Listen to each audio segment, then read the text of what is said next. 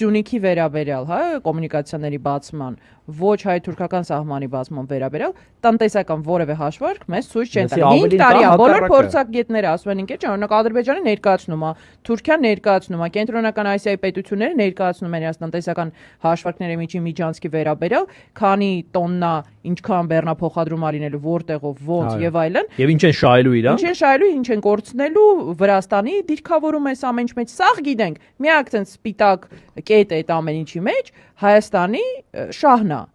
որը պետք է արտացոլվի գոնե ինչ-որ տնտեսական պրոֆիտով, որի վերաբերյալ ասում եմ, թիվ կարակ հաշվարկ ցույց տակ։ Այն նրանք տվել են, սաղի հաշվարկը կա։